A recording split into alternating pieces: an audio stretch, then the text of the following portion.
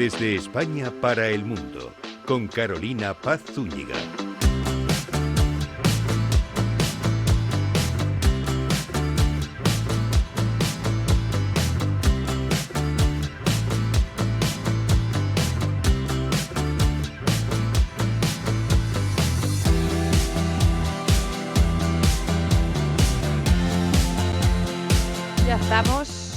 Ya estamos al aire iniciando un nuevo capítulo. ¿Qué tal? ¿Cómo estáis? Muy bienvenidos a otra edición desde España para el mundo, aquí a través de Capital Radio, los estudios aquí en Madrid y también allí en Chile, Radio Agricultura 92.1 FM.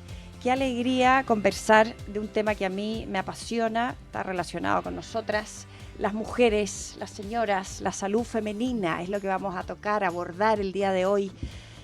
Un tema que tiene muchas, ¿no?, aristas e interrogantes de los cambios que vamos viviendo las mujeres desde que estamos en la adolescencia, ¿no?, los distintos ciclos, hasta que después pasamos por la maternidad, la menopausia, en fin, tenemos grandes invitados, un lujo tener aquí al doctor Santiago Bau, ginecólogo, jefe del equipo de ginecología del Hospital Ruber Internacional, fundador y director también del Instituto Ginecológico Bau desde 1994, centro de referencia del cuidado de la mujer durante todas las etapas de su vida.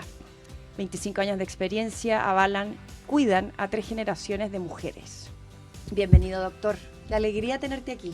Muchas gracias, es un placer y un honor estar aquí en este programa y no quiero más que agradecer la oportunidad que me das de participar en este programa que tantas veces he oído y siempre me ha gustado mucho.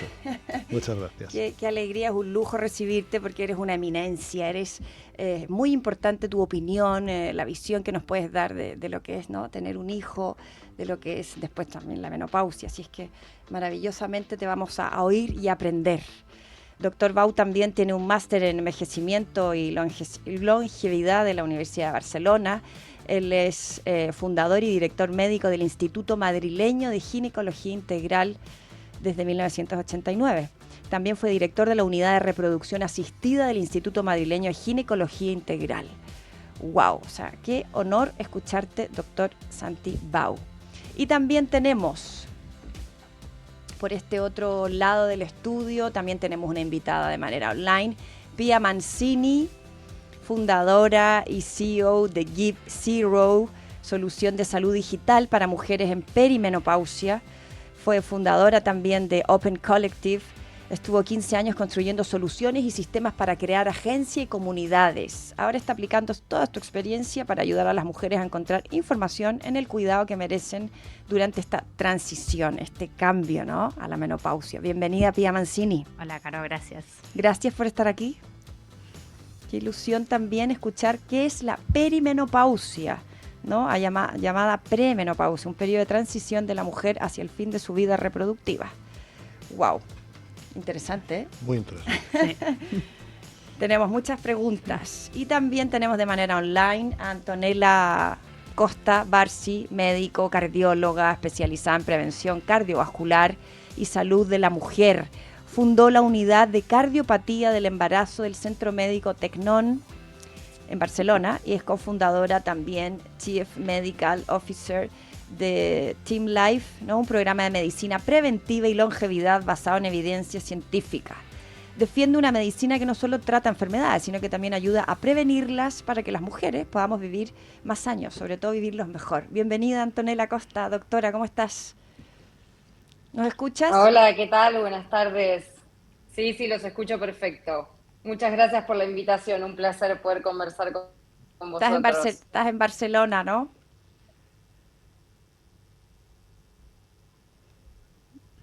Se nos va un poquito la señal. Bueno, bienvenida también Antonella Costa.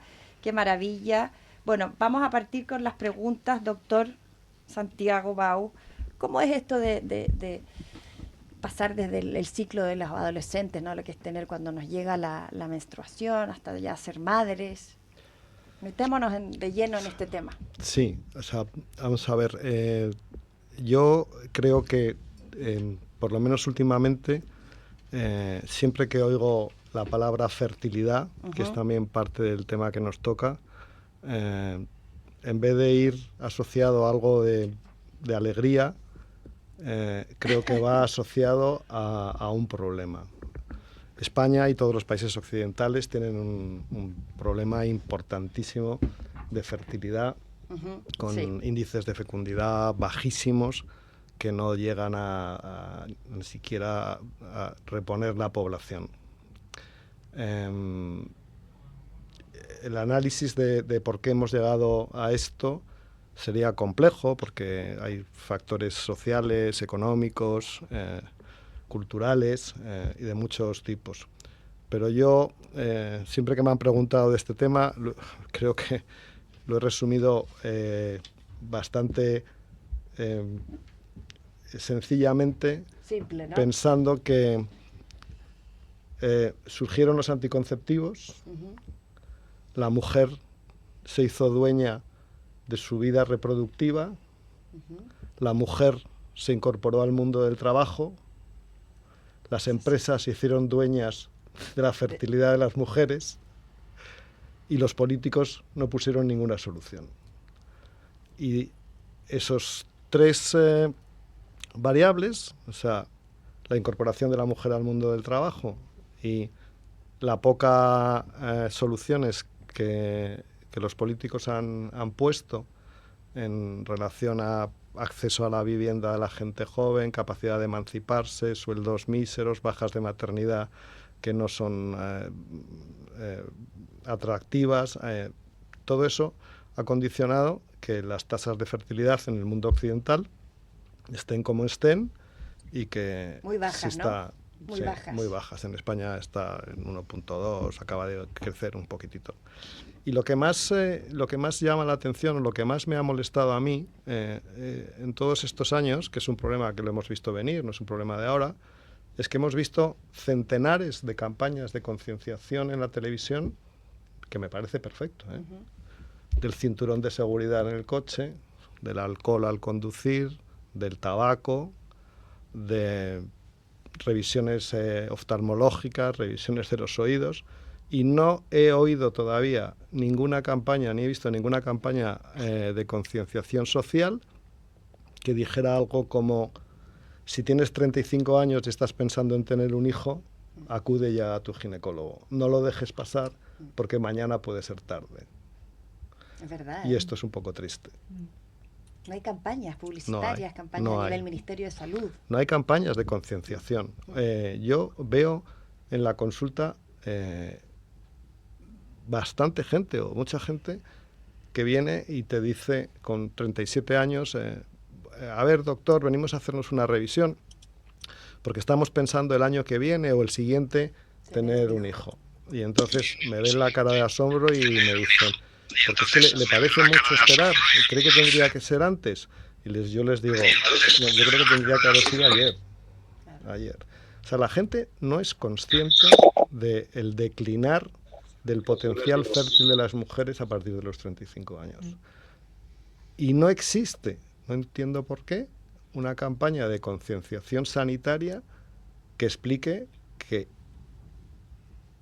puede perfectamente quedarse embarazada sin ningún tipo de problemas a los 36, a los 37 o a los 38, pero que cuanto más demore el tiempo, más posibilidades existe de que vaya a haber un problema. Bueno, o sea, mientras más antes mejor, ¿no? Obviamente. Claro, y eso es lo que explica que en cifras espectaculares del Registro Nacional del año pasado, que el 10% de los nacidos en España el año pasado han sido productos de programas de reproducción asistida.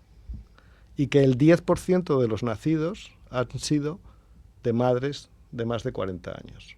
Claro. Y es una tendencia que, lejos de corregirse, va agravándose.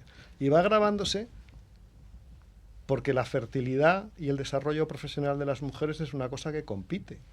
O sea, las mujeres acceden a su culmen de su desarrollo profesional pues entre los 35 y los 40 años. Y en esos momentos les viene muy mal tener un hijo.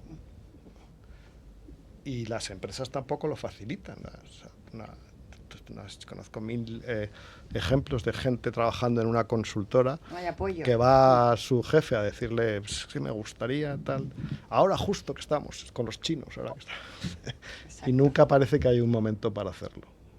No, a las empresas no les gusta que las mujeres nos embaracemos, claro, porque obviamente es todo un tema ahí, ¿no? Entonces, el problema de la fertilidad es un problema muy serio. O sea, el problema de la fertilidad en el mundo occidental es muy serio.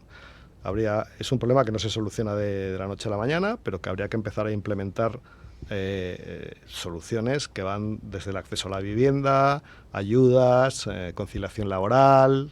Y campañas de concienciación. Campañas de concienciación, por supuesto. Claro, porque tú hablas de la reproducción asistida, doctor, que eso es lo que más, me imagino, tienes más clientela, ¿no? Porque la gente no puede tener hijos, entonces quieren hacer un tratamiento. Claro, porque hay dos grandes tendencias ahora. La gente que ve que tiene que posponer su fertilidad, su maternidad, bien por motivos económicos, motivos profesionales, motivos los que fuera, y hay mucha gente que está haciendo criopreservación ovocitaria. También se hacen por otros motivos, como gente que va a recibir tratamientos oncológicos por cánceres y antes de que la medicación le vaya a dañar los gametos, pues hacen criopreservación. Pero cada vez es más la gente que congela por si acaso, ¿sabes? Por si tengo que demorarlo demasiado, pues por lo menos tener una reserva de ovocitos congelados antes de los 35. O sea, cuando me decida tener un hijo, ahí los tengo congelados, ¿no? Exactamente, claro, sí. Claro. Y luego hay un boom en España y en todo el mundo occidental de los programas de reproducción asistida, producto fundamentalmente de eso, de que se han producido unos cambios sociales en el que la mujer antes se casaba a los 23 años, ahora no se casa a los 23, se casa a los 30. Yeah. La mujer antes porque no existían los anticonceptivos, habría la posibilidad de embarazo desde prácticamente el mes siguiente que se casaba, y ahora no es así, posponen por motivos profesionales, entonces se casan tarde y lo posponen, y alcanzan edades en las que ya empiezan a tener problemas, y entonces tienen que recurrir muchas de ellas a técnicas de reproducción asistida. Claro, es que nuestras madres, ¿no? Nuestras abuelas, no había mucha información oye, tienes que tomar anticonceptivo cuando te casas, no había información. Mi madre se quedó embarazada a los 21 años y mi suegra también, porque al final... Bueno, en este país estaban prohibidos, o sea, no es que hubiera... con Franco.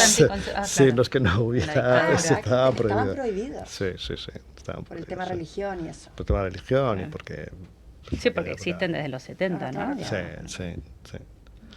Pero... Bueno, y el Instituto BAU, que tú eres directora hace más de 35 años, ahí hacen mucho este tema de reproducción asistida, infertilidad. Sí, yo tuve la enorme fortuna de conocer muy joven al que fue, pues como mi maestro, que fue el profesor Barri, el Instituto de Zeus en Barcelona, que fue pues el pionero de la reproducción asistida en España, y con el cual tuve una entrañable amistad y me formé allí. Y montamos la primera unidad de reproducción asistida que hubo en Madrid, la montamos nosotros, sí.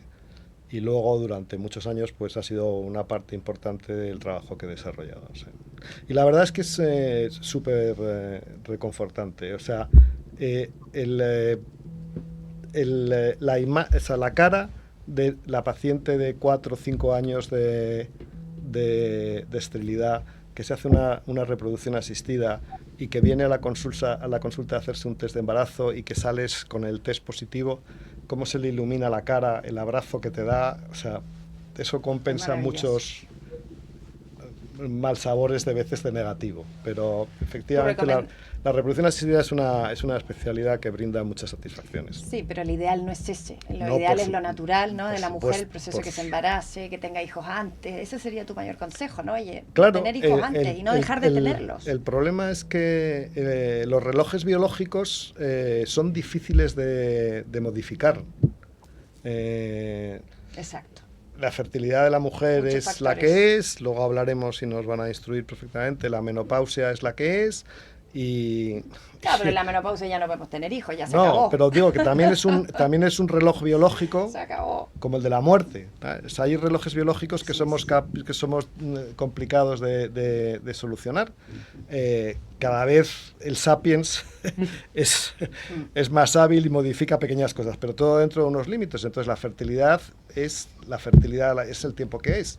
Y entonces, si tú vas posponiendo eso mucho tiempo, pues y siempre es mejor más jovencitas porque la calidad del óvulo, ¿no? Es más mejor. potente, como se dice, es más Sí, fuerte, sí, más más sanos. No, más sanos. la tasa de embriones alterados que se dan cuando hacemos incluso procedimientos de reproducción asistida en pacientes por encima de 38 años, la tasa de embriones es muy elevada. Es decir, a partir de una determinada edad no solo se hace una técnica de reproducción asistida, sino que se suele hacer diagnóstico genético preimplantacional. ¿Vale? Y vas viendo cómo la edad influye exponencialmente, llegando a tasas del 100% de embriones alterados cuando las pacientes tienen 43 o 44 años. Pero es que hay mucha gente que cree que a los 43 a los 44 años no va a tener ningún problema. Puede tener alguna enfermedad también, ¿no? Después de los 40 dicen, siempre es como el mito que, oye, pueden nacer enfermos.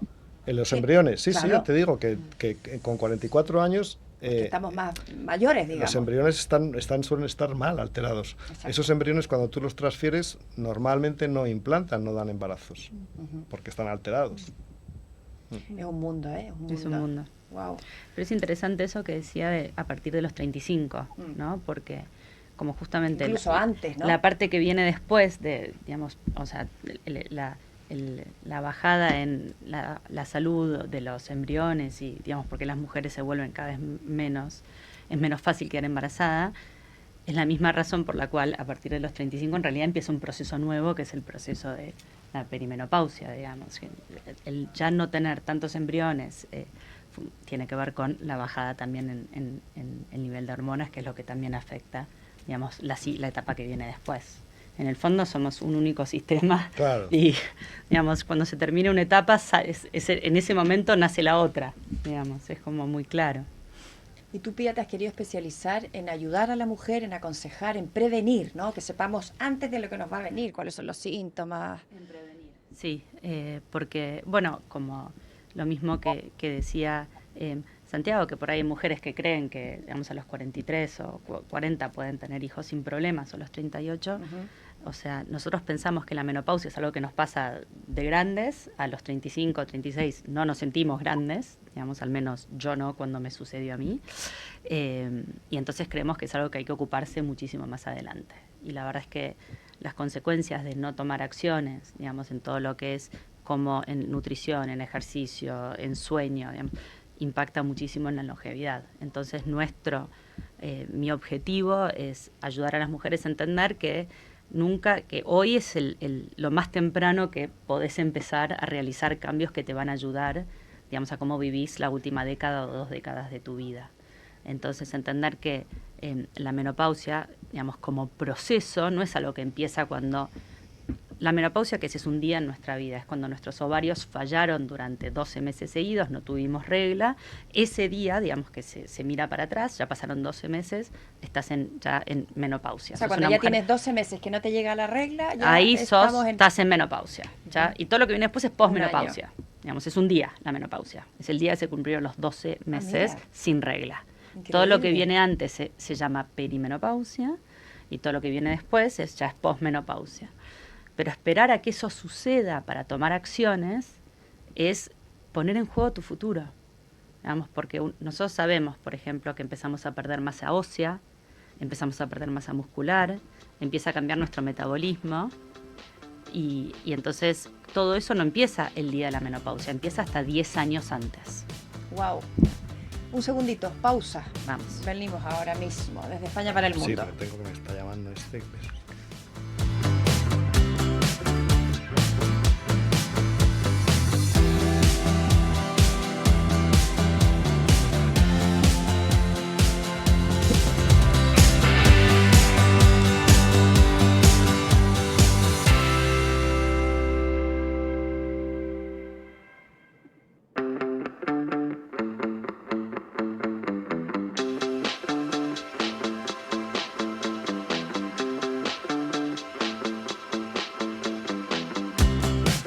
Desde España para el mundo, con Carolina Paz Zúñiga.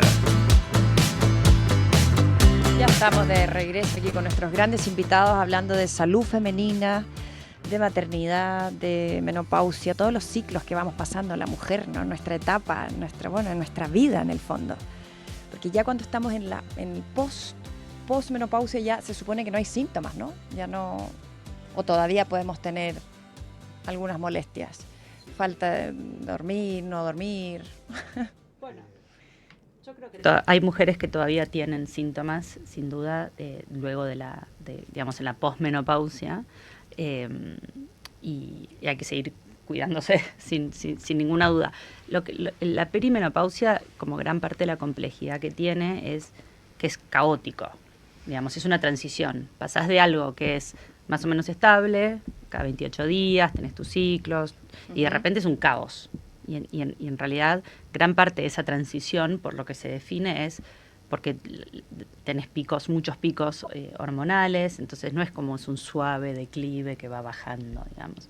Si en la posmenopausia lo que se supone es que eso se vuelve a estabilizar, pero digamos, se estabiliza claramente en un nivel menor, digamos, no es que volvés a a los niveles hormonales que tenías antes. O sea, hay ciertos síntomas, ¿no? Por ejemplo, que hay que medirse las hormonas o sea, para saber más o menos en qué estamos, ¿no? La perimenopausia, digamos, ¿Cómo la no hay un diagnóstico. ¿Cómo la definirías? La perimenopausia, yo cuando empecé con síntomas a los 38 años, yo tengo 44 años ahora. Qué joven, 38. Sí, empecé con síntomas muy chicas. Pero ¿Tiene que ver un tema genético? Perdón? Bueno, mi madre tuvo su menopausia a los 45 años. Como joven, digamos. Menopausia temprana es justo antes de los 45. Qué sé yo, no sé si tenía 44 y medio o 45, sí. Se entera que estoy diciendo esto en la radio, me van a buscar con un cuchillo. Pero... pero es temprana, no es patológica, es temprana. Y, bueno, influyen los genes. Y cuando yo empecé con síntomas, yo no sabía lo que me estaba pasando. Y gran parte como de mi misión es que no haya más mujeres que digan, ¿cómo a mí nadie me dijo esto antes? Claro. ¿Cómo a mí nadie me dijo que a los 35, 36, 37 puedo empezar con síntomas? En general los síntomas que el clúster, nosotros tenemos bastante estudiado como los distintos clústeres de síntomas, los grupos.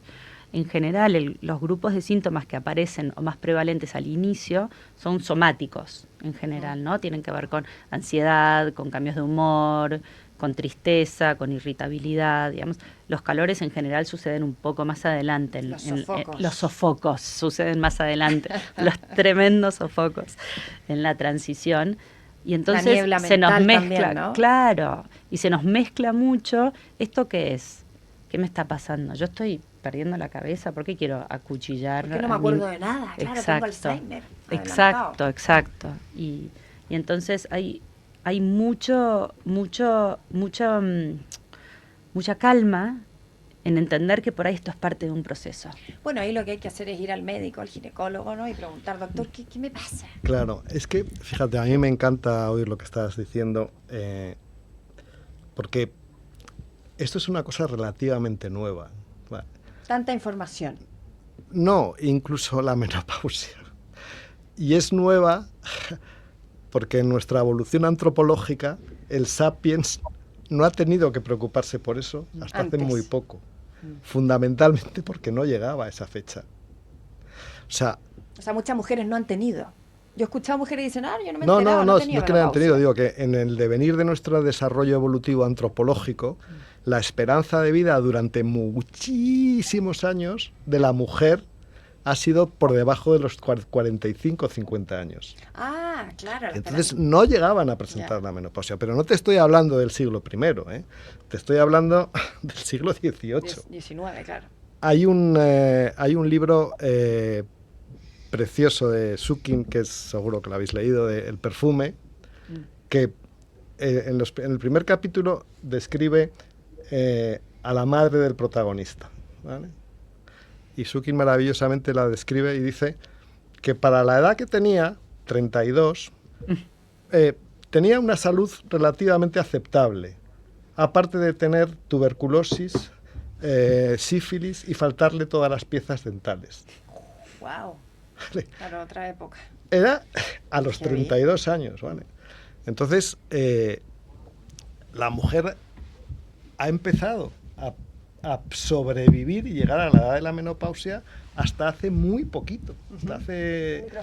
Hasta hace muy poquito. Y es a partir de ese momento en la que gente muy interesada en este tema ha empezado a ver lo que estás diciendo, o sea, que no es que hay que esperar a los 50 años cuando ya se han producido todos los síntomas de deprivación estrogénica en todos los sitios, en la vagina, en el cerebro, en los metabolismo lipídico, en la obesidad, para empezar a tratarlas. Que probablemente el enfoque de la longevidad y del bienestar es un enfoque que debe de partir desde mucho antes, ¿vale?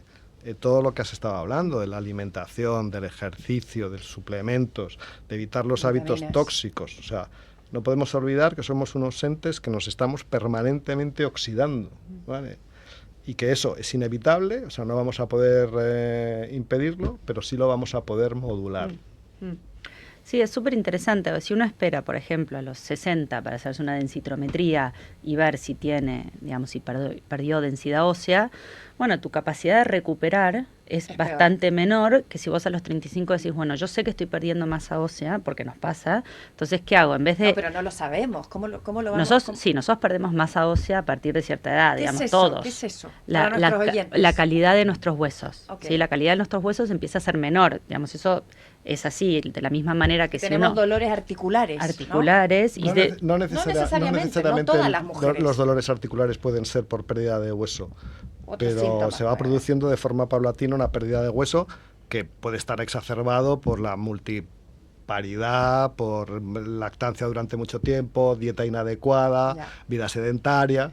Pero hipotiroidismo también hay mujeres que tienen otras alteraciones endocrinas, pero es lo que dices tú, si la paciente a los 60 años va a hacer un diagnóstico y le diagnostican una osteoporosis severa con riesgo de fractura, la posibilidad de mejorarla va a ser mucho más reducida que si la paciente consulta con una osteopenia leve o con una densitometría normal y que le dices, ole, chapó, lo que hay que hacer es mantenerla. Exacto, entonces, ejercicios de fuerza, por ejemplo, que ahora está todo internet hablando de ejercicios de fuerza, no solo para mujeres, de para levantar peso, claro, y tiene que ver con eso, digamos, parte de cuidar tus huesos, de cuidar tus músculos y de cuidar tu metabolismo, tiene que ver con hacer ejercicios de fuerza. Entonces, de vuelta, si nosotros creemos que la menopausia es algo que nos pasa cuando ya tenemos 55, te perdiste 15 años de poder estar realizando estrategias que hacen que vos a los 55 vas a llegar muchísimo más fuerte.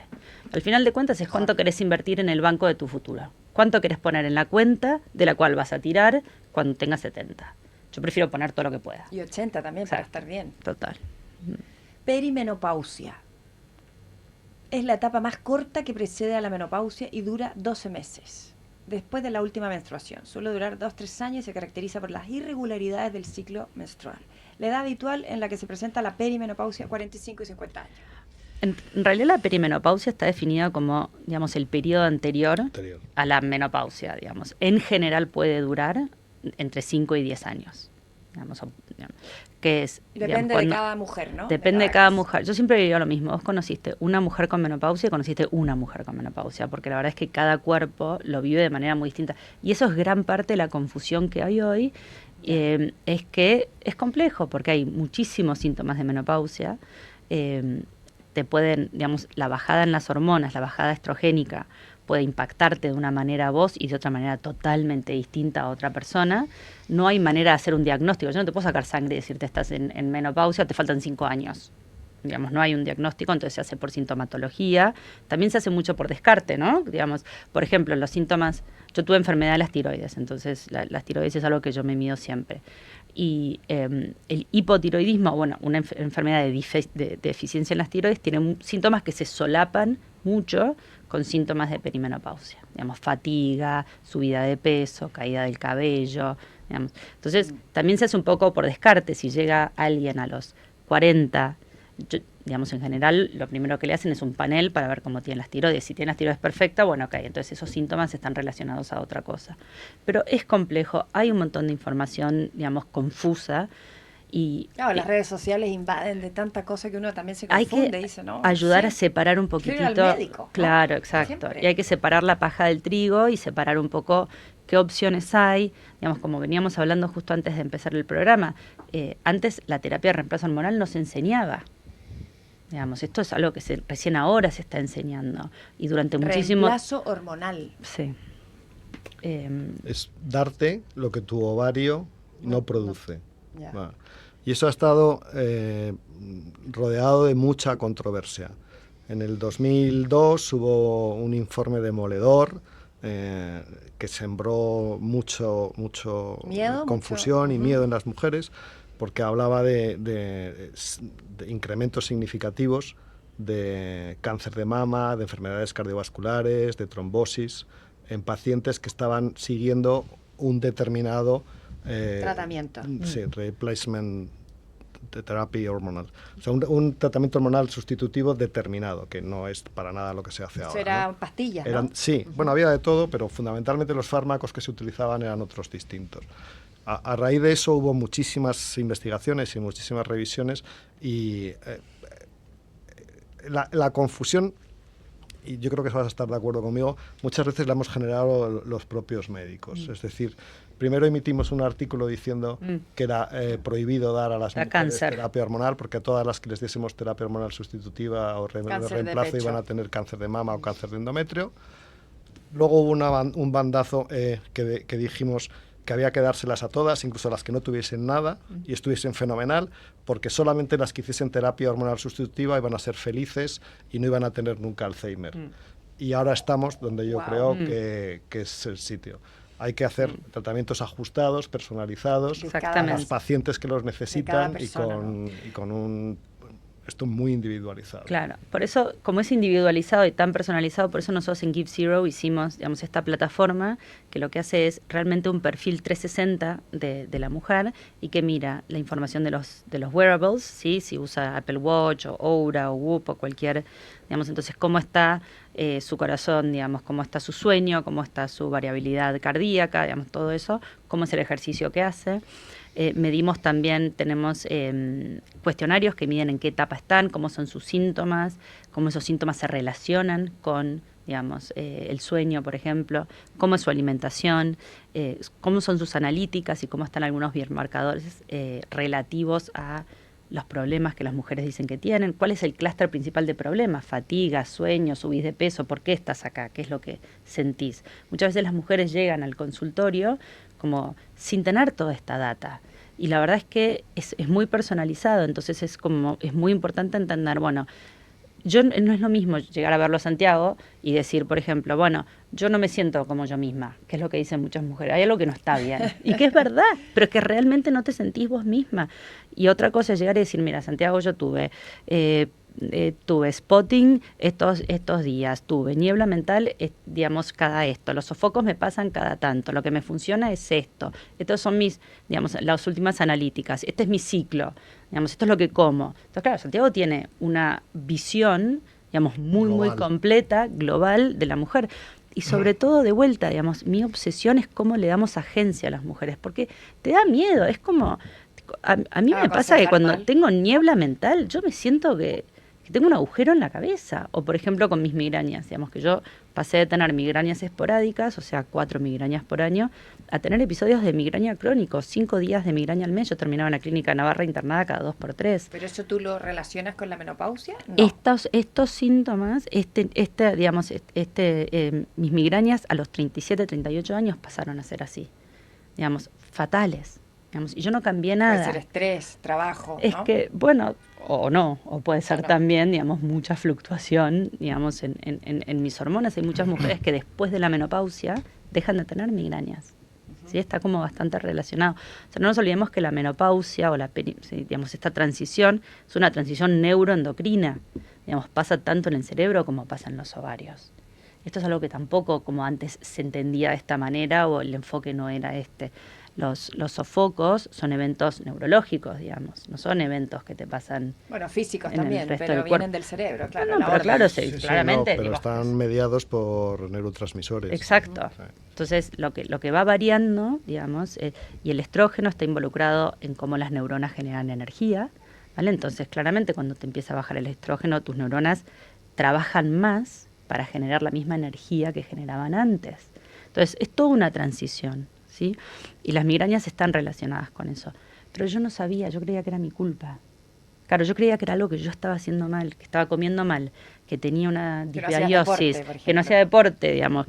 Y entonces empecé a cambiar cómo comía, dejé de comer un montón de cosas. Me miraba a los ojos, me miraba el cerebro porque de vuelta, o sea, te da miedo terminar, digamos, en el hospital. Un episodio de migraña fuerte, sentís que hay algo en la cabeza que te está explotando. Mi neuróloga no sabe, no se especializó en neuronas. No era por viajar a Buenos Aires, que por tomar vino tinto un vuelo y asado. de tantas horas allí a nuestras tierras, duele la cabeza, ¿no? Las migrañas crónicas están, digamos, no. Y mi neuróloga no entiende, o bueno, no está especializada en hormonas, y mi ginecólogo no sabía nada del cerebro. Digamos, entonces, yo no tenía la información que necesitaba para decir, bueno, ok, esto es parte de una transición, no es algo que sea mi culpa, que yo estoy haciendo mal, y te cambia mucho entenderlo. Y eso es un poco lo que yo quiero generarle a las mujeres, ayudarles a entender que esto es una transición, que obviamente tiene consecuencias para su longevidad. Ahora vamos a hablar con Antonella de cómo impacta, digamos, la salud metabólica y las enfermedades cardiovasculares. Tiene que ver con osteoporosis, un montón de condiciones que, digamos, de nuestra longevidad. Pero sobre todas las cosas no es culpa nuestra. No, claro que no. Sí.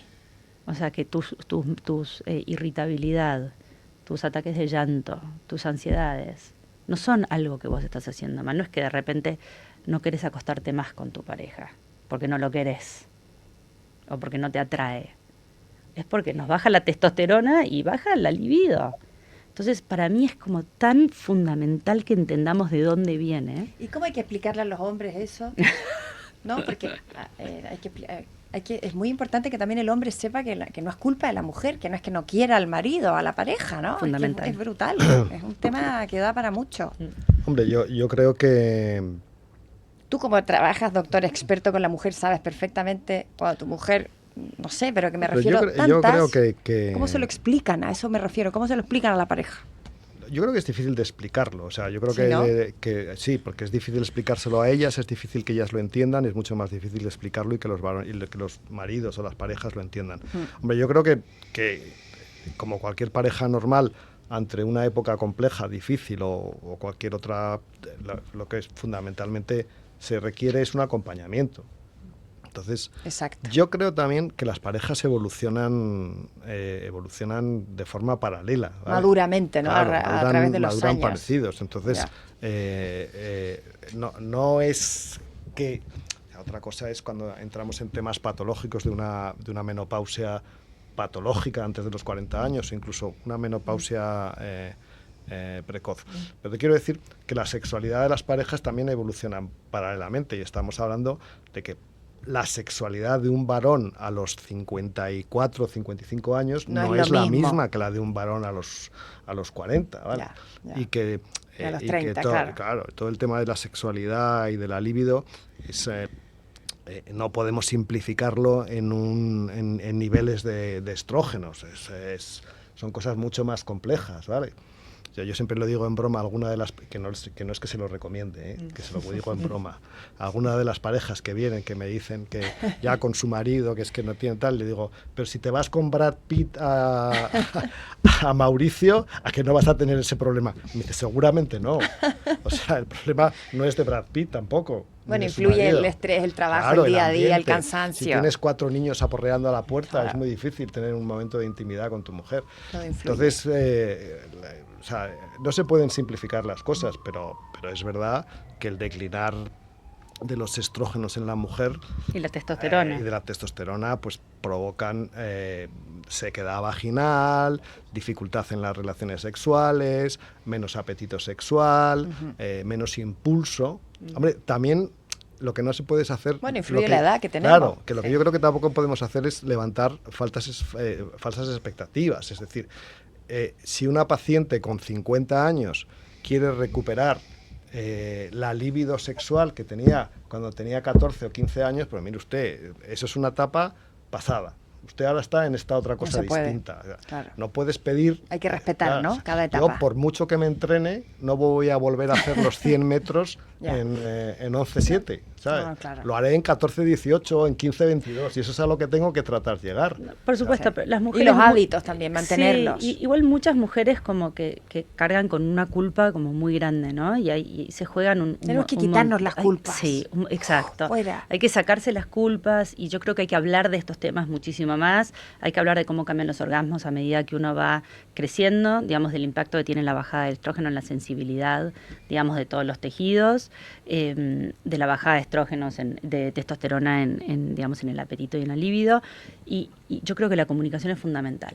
Digamos, hay que hablar con tu pareja y Conversar más. Conversar y decirle, mira, o sea, yo siempre digo, digamos, el deseo sexual para la mujer y para el hombre es distinto, digamos. La mujer, digamos, probablemente el deseo Somos sexual distintos. comienza, digamos, o se eleva una vez que ya empezó el juego sexual, digamos, o que, digamos, y no antes como le sucede a los hombres. Entonces, como hablar con tu pareja de cómo es tu deseo, de que por ahí tus ganas empiezan cuando él te dio una mano a la mañana con los chicos o cuando, digamos, y eso es importante. Para las mujeres también, digamos, es diferente. Yo siempre digo que es como, vos tenés que pensar que es como ir a una fiesta y no tenés ganas. Y vos vas y si la estás sonreír. pasando bien te quedás. Y si la estás pasando bien te vas. Hay que sonreír. Digamos, pero esperar a morirte de ganas para hacerlo, digamos, no va a suceder. Entonces, claro. pero esta conversación, digamos, que es una conversación que tenemos que tener públicamente, que tenemos que, Comunicación. por supuesto.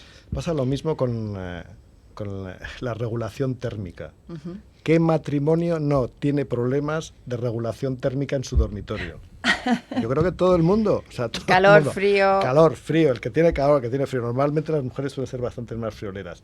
¿Y qué pasa? Pues hombre, se llega a un entente razonable, ¿vale? Exacto. Pues abrimos un poco la Nos ventana. ponemos de hay que ponernos acuerdo. hay que ponerse de acuerdo.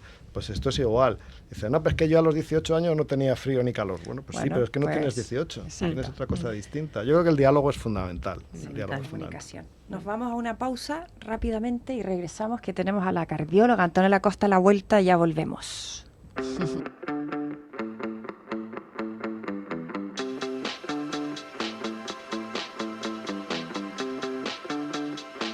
Desde España para el mundo, con Carolina Paz Zúñiga.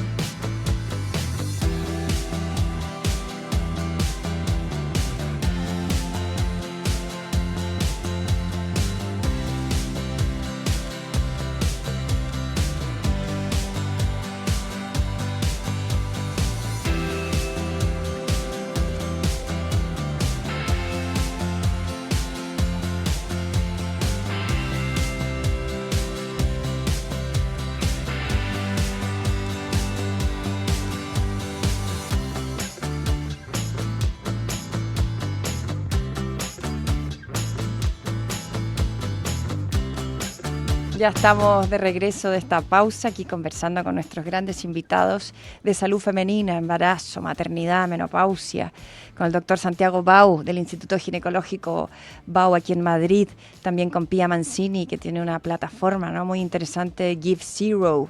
Y ahora vamos a dar el pase a nuestra siguiente invitada, Antonella Costa, la doctora cardióloga especializada en prevención cardiovascular y salud de la mujer. Antonella, cuéntanos, ¿cómo previenes tú como médico a todas nosotras? Cuéntanos un poquito tras tu experiencia ¿Qué y tal? trayectoria. Has escuchado todo lo que hemos hablado, ¿no? Sí, claro.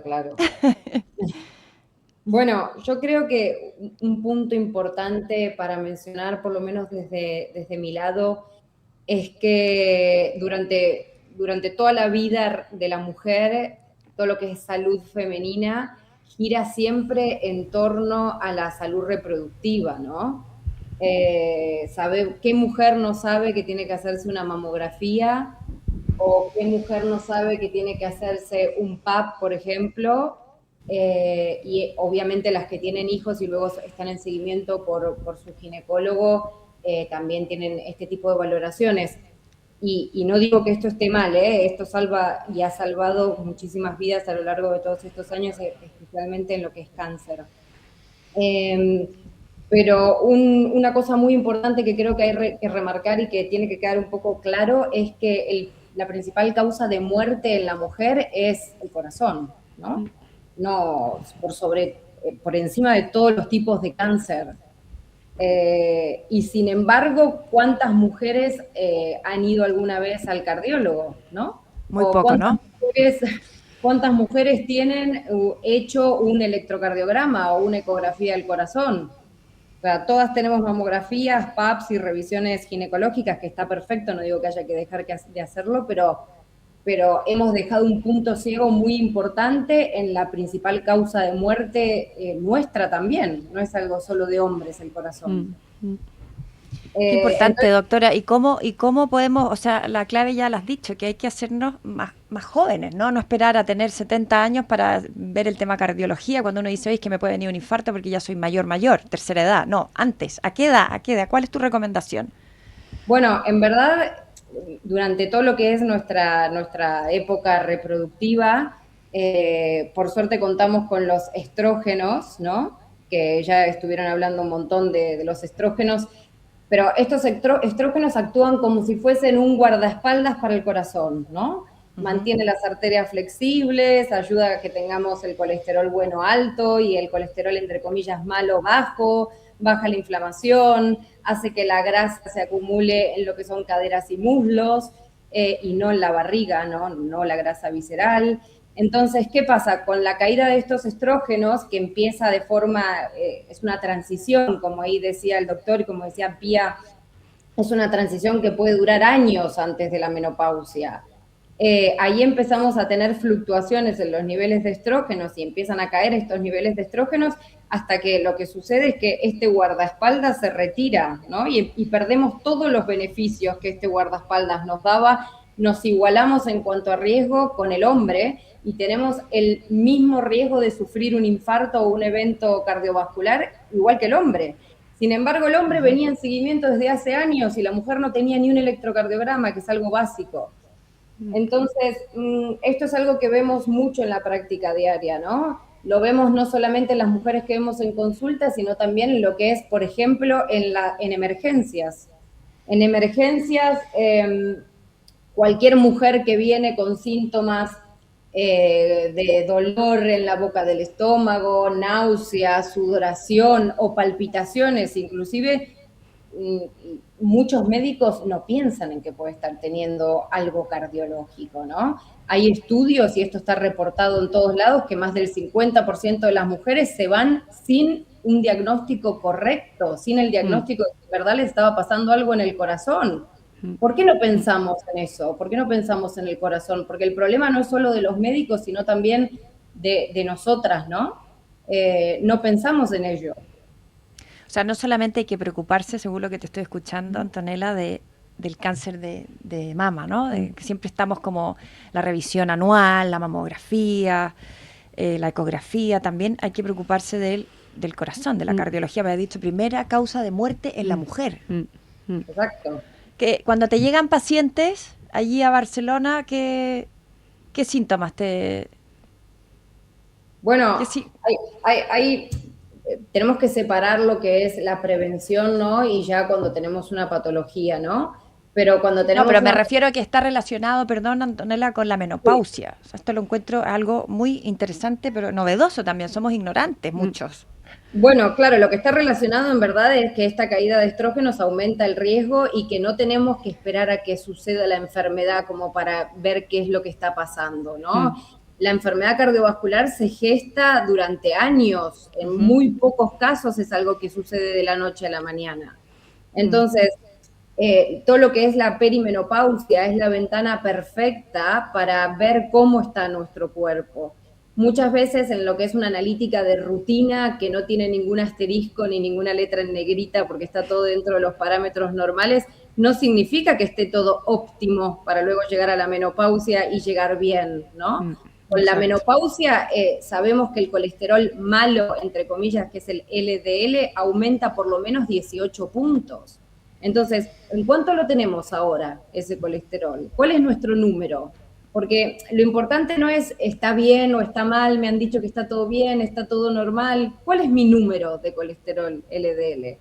¿Alguien alguna vez me ha medido la apolipoproteína B, por ejemplo? Porque esto es algo que habitualmente no piden los ginecólogos en un chequeo de rutina. A menos que, bueno, algunos sí, ¿no? Pero en su mayoría.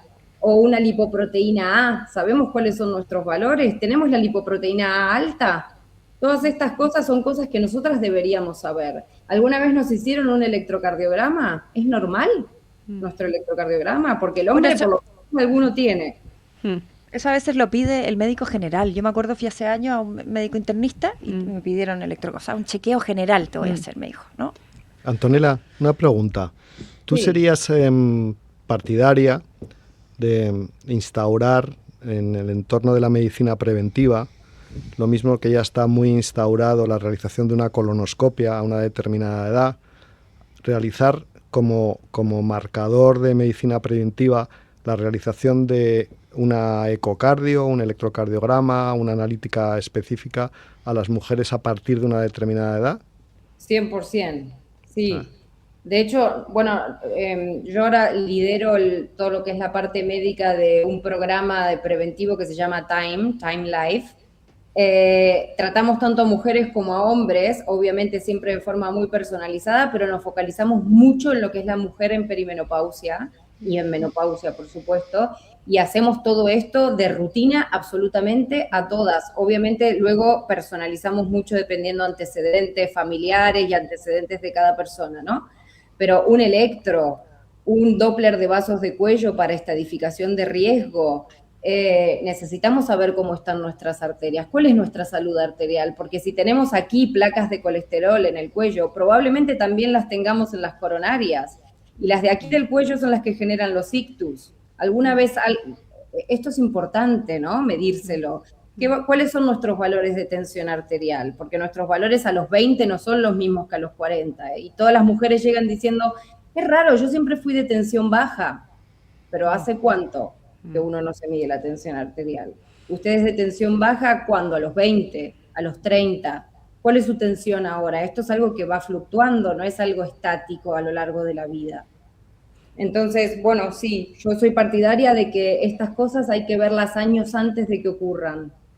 ¿A qué edad te parece, Antonella, que las mujeres se tienen que empezar a medir y qué cosas te parece que se tendrían que medir sí o sí? ¿Qué es un básico que vos les darías a las mujeres y a qué edad? Bueno, a mí me parece que a partir de que entran en esta transición de perimenopausia, a partir de los 40 aproximadamente, es lo ideal, porque es una ventana que tenemos óptima para realizar los cambios que hagan falta antes de llegar a la menopausia, ¿no? Es esto que tú decías de cuánto quieres invertir al banco de tu longevidad, pues es lo mismo. Si nosotros esto lo vemos 10 años antes, hay mucho recorrido, tenemos mucho tiempo para poder hacer cambios, ¿no? Cosas básicas que me parecen, por ejemplo, en analítica de sangre, colesterol, obviamente perfil lipídico, incluyendo algo que se llama apolipoproteína B, que desde hace años sabemos que es otro tipo de molécula aterogénica. Esto significa que se acumula también en todo lo que es nuestras arterias y genera placas y las tapa y genera infartos y genera ictus. Entonces tenemos que saber estos valores. Lipoproteína A, que es también otra lipoproteína que es genética, es algo que heredamos de nuestros padres, que no podemos modificar, pero tenemos que saber, ¿nosotros tenemos esa lipoproteína alta o no? Porque si la tenemos que ser mucho más rigurosos para controlar el resto de los factores de riesgo. Un electrocardiograma, saber nuestros valores de tensión arterial, nuestros valores de hemoglobina glicosilada, porque la hemoglobina glicosilada cuando estamos en rango de prediabetes no aparece en negrita. Entonces, ¿estamos en rango de prediabetes? ¿Qué podemos hacer para salir de ahí, de ese rango de prediabetes? La vitamina D, homocisteína, bueno, tenemos un panel bastante completo, pero básicamente esos números debemos conocerlos sí o sí. Tensión arterial, glucemia. Claro. Y lo que es interesante es lo del rango, ¿no? Porque muchas mujeres ven su analítica y les parece que está bien, porque está, como vos decís, no hay negritas y no hay asteriscos, pero ¿cómo las ayudamos a saber que hay algunas cosas que por ahí no son óptimas para ellas? Yo, por ejemplo, lo sé por mi enfermedad de las tiroides, que por más que esté bien, digamos, no era óptimo para mí. Digamos, yo tenía un hipertiroidismo galopante, entonces estaba en rango, pero yo sabía que no era lo óptimo para mí por, digamos, mi historia clínica. Pero ahí el médico fue el que te dijo que tenías hipotiroidismo, ¿no? Claro, pero ¿cómo ayudamos a las mujeres a entender, Exacto, digamos, a saber. a saber que por ahí, por más que la analítica parezca está todo bien y alguien por ahí te las ve rápido y te dice está todo bien, no tenés ningún problema, no hay nada en negrito, en negrita, ¿cómo hacemos para ¿cómo Bueno, las ayudamos a entender qué cosas tienen como que hacer un doble clic, digamos? ¿Cómo esto argumentan? es una buena Encender pregunta, la alarma, ¿no? Exacto. Sí. Porque yo creo que lo más importante es estadificar el riesgo individual de cada paciente, ¿no? No es lo mismo tu caso que el caso de Carolina, cada uno es distinto. Primero hay que estadificar el riesgo. Nosotros tenemos scores que utilizamos, los cardiólogos tenemos muchos scores, nos basamos muchísimo en todas estas cosas, y estos scores nos sirven para, dependiendo los resultados de tus pruebas, catalogarte y colocarte en un grupo de riesgo determinado, bajo, moderado, alto o muy alto, ¿no? O extremo inclusive. ¿Cuál es el problema principal? Estos scores que venimos utilizando hace años están basados principalmente en cortes de hombres, ¿no? Yeah. No de mujeres. Exactamente. ¿Por qué? Porque todos los estudios en los que se basan estos scores son estudios que incluyó un 80% más de hombres que de mujeres. Fíjate que estos scores no tienen en cuenta la preeclampsia, que es un factor de riesgo cardiovascular, no está en ningún score. La diabetes gestacional, que es un factor de riesgo, ahora que se ha visto, no está en ningún score. La menopausia precoz no está en ningún score de riesgo cardiovascular, también lo incluye. Pero todas tienen riesgo, Entonces, claro. Las mujeres estamos completamente fuera de todo lo que es un score de riesgo y nos subestima completamente. Entonces, lo que hay que hacer es individualizar cada caso, categorizar el riesgo según cada mujer, tomando en cuenta todas estas cosas. Hay que ir a un médico que realmente tenga en cuenta todas estas cosas, todas estas variables. Y una vez que nos categorizan, ahí hay objetivos de números. Ahí sabemos cuál es tu número. Sabemos qué número tú tienes que tener para reducir el riesgo. No es lo mismo si tienes un riesgo u otro, ¿no? Qué importante lo que dices, Antonella. Bueno, ya nos ha quedado un poquito claro, ¿no? Se nos va pasando el tiempo, nos quedan 2 minutos. Recomendaciones. Mensaje final, doctor Bau. Yo me voy a quedar con lo que he dicho al principio. Creo que España y los países occidentales tienen un problema tremendo de fertilidad y echo mucho de menos las campañas, bueno, que suba y que haya campañas de concienciación a nivel nacional, sabiendo que la fertilidad es un reloj biológico imparable y que si se pasa luego es muy difícil manejarlo. Y me ha parecido súper interesante todo lo que ha dicho la doctora Costa. Creo que es un problema de medicina. También. Claro, pero no podemos ir al cardiólogo directamente. O sea, todo esto que... Ginecólogo, internista. La medicina preventiva, general. La medicina de familia. Yo creo que la medicina de familia es la que tiene que hacer un primer cribado, tiene que llegar, el paciente tiene que llegar muy dirigido. Las pacientes no pueden saturar las consultas de los cardiólogos, tienen que ir al cardiólogo. O sea, ya si se ve algo, ahí habría que ir, ¿no? Y luego hay que concienciar a la población social con cosas que tenemos muy concienciadas. 40 años, primera mamografía, 40 años, primera colonoscopia, pues oye, probablemente 40 años o 45 años habría que hacer un consenso, examen cardiológico con electro, ecocardio y parámetros analíticos. A preocuparnos, ¿no? A partir de los 40 ya hay que... Hay que empezar a sembrar, como ha dicho Pía, hay que empezar a sembrar. Yo creo que para sí, estar mejor, me para quedo vivir con esto de cuánto querés invertir vos en tu futuro. Y en tu vida. Yo creo que, digamos, lo más importante es no esperes a estar mal para hacer las cosas que sabes que te hacen bien. Y para eso tenés que saber en dónde estás parada, qué son las cosas que podés hacer, cuáles son las opciones hacia adelante y después realizarlas lo antes posible. Y sin asustarse, sin creer que uno, porque está pensando, digamos, en la longevidad, uno es viejo. Digamos, o sea, las enfermedades, uno se agarra osteoporosis a los 70 o, digamos, tiene accidentes cardiovasculares de repente a esa edad. Son cosas que se van gestando con muchísima anticipación y hay que trabajarlas antes. Entonces, ¿cuánto querés invertir vos en el banco de tu futuro? Ahí está, muy bien. Muchas gracias, Pía Mancini. Hoy ha sido un agrado, un placer tenerlos aquí en el estudio y también por allí desde Barcelona. Doctora Costa, muchísimas gracias a los tres. ¿Tienes algún mensaje final? Ya lo has dicho, Antonella, ¿no? Bueno, sí, que la salud reproductiva es muy importante, ¿no? Esto, mamografías y PAPs, me parece espectacular, pero que también hay que focalizarse en lo otro, ¿no? En lo que es la parte cardiovascular y metabólica, es muy importante. Sí, es verdad, importantísimo. Hay que preocuparse desde muy pronto. Muchísimas gracias a todos, a los tres. Gracias, Caro. Gracias. A ti, muchas Hasta gracias. la próxima semana. Gracias a todos. Adiós. Gracias, John. Hasta pronto. Buenas tardes.